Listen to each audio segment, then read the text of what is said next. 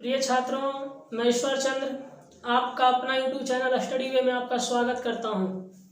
आज मैं आपको कक्षा 12 का हिंदी दिगंत भाग 2 काव्यखंड भाग 1 पढ़ाने वाला हूं। इसके शीर्षक का नाम कड़बक है और कवि मलिक मोहम्मद जैसी हैं। अब मैं आपको कविता पढ़ाऊंगा और उसका अर्थ बताऊंगा और आप लोग थोड़ा ध्यान से सुनेंगे। कविता को मैं लाइन बाय लाइन पढ़कर उसका अर्थ बताता हूँ और आप सब विद्यार्थी उसे थोड़ा ध्यानपूर्वक देखें, क्योंकि कविता का मतलब होता है कवि पर बीता हुआ। जब आप उस कविता को पढ़ेंगे तो उसके प्रेम रस, श्रृंगार रस, अद्भुत रस, विभव रस, रौद्र रस, भयानक रस, यानी 9 रसों की एक अलंकृत उत्तेजना, साहस परिपूर्ण और संगीत होगा। कवि मलिक मोहम्मद जैसी कहते हैं कि एक नैन कवि मुहम्मद गुनी, एक नैन कवि मुहम्मद गुनी, सोई बिमुहा जई कवि सुनी, चांद जई सजग विधि अवतारा, दिन्ह कलंक किन्हौ जियारा। अर्थात कवि मलिक मोहम्मद जैसी अपने बारे में स्वयं कहते हैं कि मोहम्मद कवि यानी मेरे मोहम्मद कवि के सिर्फ एक ही नैन थे, मगर उनकी वाणी में वह मिठास था, उनकी वाणी में वह आभास था, उनकी वाणी में वह प्रभाव था कि जो उनके वाणी को एक बार सुनता था वह उनका मुग्ध हो जाता था, यानी वह उन्हीं का हो जाता था। कवि कहते हैं कि चांद जैसा जगह विधि अवतारा, विधाता ने इस सरजमी पर चांद को बनाया है। चांद भी थोड़ा सा सदोष है, मगर हम उसके सदोष को नहीं देखते, हम उसके प्रकाश को देखते हैं, क्योंकि उसके प्रकाश में कोई दोष नहीं है। ठीक उसी प्रकार कवि मलिक मोहम्मद जैसी चेचक से थोड़े ग्रसित थे, आंख और कान से थोड़े ग्रसित थे, मगर उनके काव्य खंड में कोई कलंक नहीं था। उनका काव्य खंड उसी प्रकार चंद्रमा के समान शीतल था, चंद्रमा के प्रकाश के समान स्वच्छ और निर्मल था कि जो उनके काव्य को पढ़ता था वह उनके ही काव्य का मुग्ध और मार्मिक हो जाता था। आगे है, जग सुझा एक नैनहा, उवा शूक असनक तन्ह महा, जो लही अंबही डाभन होई, तो लही सुगंध बसाई न सोई। कवि कहते हैं कि मैंने विधाता के द्वारा बनाया हुआ इतनी बड़ी संसार में, प्रभु के द्वारा बनाई हुई इतनी बड़ी कायनात में सब लोगों को एक ही नजर से देखा।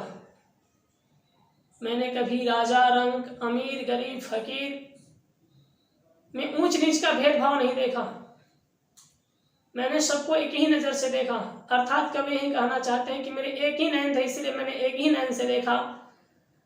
अर्थात मैंने सबको अपने में देखा और अपने को सब में देखा। मैं समाज से उस प्रकार अलग हूं जिस प्रकार शुक्र तारा अलग होता है मगर सबसे ज्यादा प्रकाशमान होता है, उसी प्रकार मैं शुक्र तारा की तरह अलग तो रहा मगर प्रकाशमान रहा और सबको प्रकाशमान किया। जो लही अंबही डाभ न होई, तो लही सुगंध बसाए न सोई। कवि कहते हैं कि जब तक आम पे डाभ नहीं लगते हैं, जब तक आम पे कोयल नहीं कुकती है, तब तक उसमें मिठास आने वाला नहीं है, तब तक उसका सुगंध सुभाषित नहीं होता है। ठीक उसी प्रकार हमारे शरीर में भी, हमारे अपने आप में भी जब तक कोई मनोवृत्ति न हो, जब तक कोई कष्ट भावनाएं न हो, तब तक हम भी अपने आभास को, अपने ज्ञान को, अपने प्रकाश को दुनिया के सामने नहीं बिखेर सकते हैं। कभी यही कहना चाहते हैं कि ठोकरें कोई जहर नहीं होती है जो लोग खाकर मर जाएंगे, ठोकरें ही इंसान को सबक सिखाती हैं और चलना भी सिखाती हैं। इसलिए अगर कोई आपके बारे में कुछ कहे तो उसके ऊपर परवाह मत कीजिए। कभी कहना चाहते हैं कि बस खुदा के ऊपर यकीन कीजिए, वो हमेशा आपके संग जुड़े रहेंगे। अगर खुदा नहीं है तो उनकी जिक्र क्यों, अगर हैं तो फिर अपनी फिक्र क्यों। अगले पंक्ति में कवि कहते हैं कि किन्हा समुद्र पानी जो खारा, किन्हा समुद्र पानी जो खारा, तो अतिम भयउ अशुझ पारा, जौ सुमेरु त्रिशूल विनाशा, भा कंचन गिरी लाग आकाशा। समुद्र का पानी खारा होने के कारण ही अगाध है और अथाह है।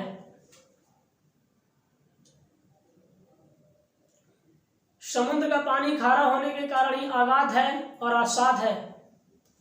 शायद अगर वह मीठा होता तो अगाध और असाध नहीं हो पाता, शायद उसकी भी कमी हो जाती। सुमेरु पर्वत का रंग सुनहले है, यानी सोना के समान है, कंचन के समान है, क्योंकि ऐसा कहा जाता है कि भगवान शिव के त्रिशूल के द्वारा इसे नाश किया गया था।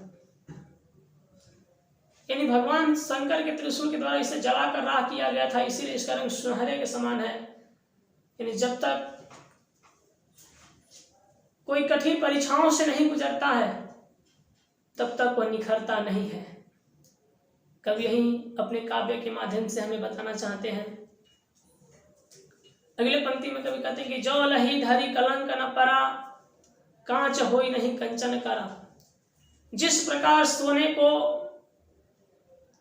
ठोंक कर, पीट कर, तरस कर, तपा कर, गला कर उसकी परख की जाती है, उसी प्रकार हम मनुष्यों की भी ज्ञान, गुण, शील, कर्म से परख की जाती है।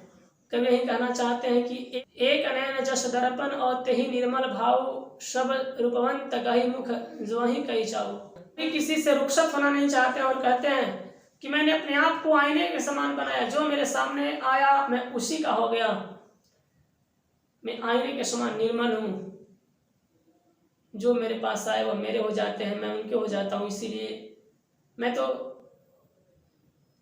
थोड़ा सा कलंक हूं चेहरे से, मगर अच्छे अच्छे रूपवंत लोग आते हैं, मेरे ओर देखा करते हैं, मुझे नमन करते हैं और मेरी इज्जत करते हैं। तब समझ में आता है कि मैं इनको समझता हूं तो ही तो यह हमें समझते हैं।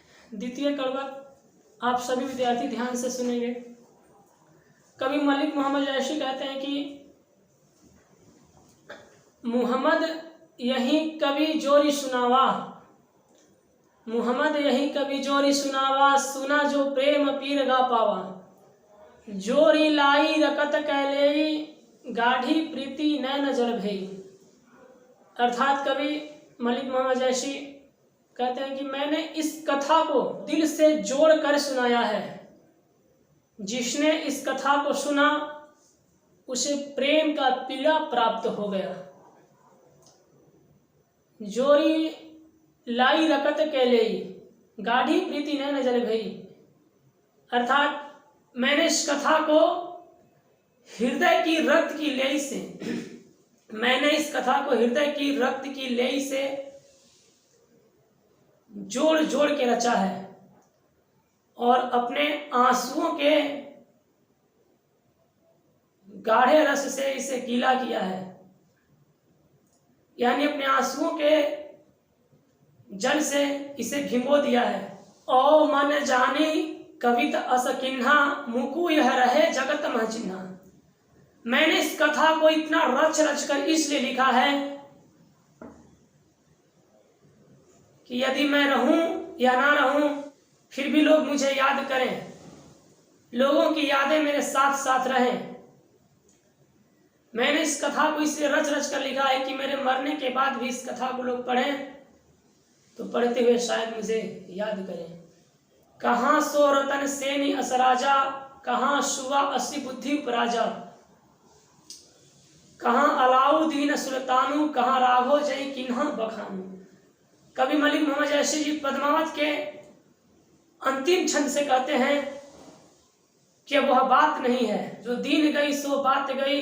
अर्थात कवि कहते हैं कि अब वह कहाँ राजा रतन सेन है जिसने मेवाड़ पे शासन किया और सिंघल देव की रानी पद्मावती के संग विवाह किया। अब वह राजा रतन सेन नहीं है। कहाँ सुआ अस्सी बुद्धि उपराजा, कहाँ वह सुआ है जो राजा रतन सिंह को बुद्धि दिया करता था। कहाँ वह अब अलाउद्दीन सुल्तान है जिसके सामने राघव चेतन ने पद्मावती के सुंदरता का बखान किया और राघव चेतन कहा कि पारस पत्थर है, रूप की काया है, सुंदरता की साक्षात माया है, उसे न पाया तो तू कुछ भी नहीं पाया है। अब वह अलाउद्दीन सुल्तान भी नहीं है, अब वह राघव चेतन भी नहीं है जिसने अलाउद्दीन के सामने रूपवती पद्मावती का सुंदरता का बखान किया। इसी बखान में कहा जा सकता है कि अति सुंदर कछु बरनी न जाई, कनक देह मनि रचित बनाई। उसकी सुंदरता का वर्णन कहाँ ही नहीं जा सकता जितना सुंदर पद्मावती है। जैसे मानो कि सुनहरा शरीर भगवान ने रच रच कर उसे बनाया है। कहाँ स्वरूप पद्मावती रानी, कोई न रहा जग रही कहानी। कवि मलिक मोहम्मद जैसी कहते हैं, कहाँ वह लाल वर्णी सुदूर अति सुंदर पद्मिनी रानी है, पद्मावती रानी है। अब वह भी नहीं है, अब कोई नहीं है, बस उनकी सिर्फ बीती और गुजरी हुई कहानी है। यानी कवि का यही फरमान है कि ना इस दुनिया में कोई राजा रहेगा, ना कोई रानी रहेगी, बस कुछ दिनों की कर्म ही आपकी कहानी रहेगी। धानी सो पुरुष जस कीर्ति जासु, फूल मरे पे मरे न बासु। कवि मलिक मोहम्मद जैसी कहते कि धन्य वही लोग हैं जिनका कीर्ति, जिनका यश इस दुनिया में स्थिर है। जैसे फूल मर जाता है मगर अपने सुगंध को छोड़ता नहीं है, ठीक उसी प्रकार अच्छे लोग इस दुनिया से चले जाते हैं मगर अपने अच्छाई को कभी छोड़ते नहीं हैं। मरने के बाद भी लोग उनके अच्छाइयों को याद किया करते हैं। केई न जगत जैसे बेचा, केई न लिनी जस मोल, जो यह पढ़े कहानी हम सवेरे दुई बोल। कभी अंतिम पंक्ति में कहना चाहते हैं कि ऐसा कौन है जिसने इस जग में अपना यश नहीं बेचा है, अपना मोल नहीं बेचा है। बहुत लोग हैं जो अपने यश को नहीं बेचे, अपने मोल को नहीं बेचे हैं। मैंने अपने यश और अपने मोल को बचाने के लिए इस कहानी का रचना किया है। शायद अगर लोग इसे पढ़ेंगे तो दो चार शब्दों में वे मुझे भी याद करेंगे। इसीलिए मैं इस कहानी को हृदय के दर्द से लिख रहा हूँ। अर्थात कवि इस कथा के माध्यम से अंतिम शब्दों में कहना चाहते हैं, सायादार वृक्ष इस जमाने के काम आएंगे, यदि मर भी जाएंगे तो जलाने के काम आएंगे। पूरा समझकर मुझे फेंक मत देना, क्योंकि शायद हम यदि रहेंगे तो कहीं न कहीं तुम्हारे सर छुपाने के काम आएंगे। बस यह कथा समाप्त हुआ। हमारे प्रिय छात्रों, यदि आपको यह कविता अच्छा लगा हो तो इसे लाइक करें, सब्सक्राइब करें, कमेंट करें और शेयर करें, ताकि मैं अगले पार्ट का भी वीडियो बनाकर आपके पास भेज सकूं जल्द से जल्द और मेरे हौसले बुलंद रहें।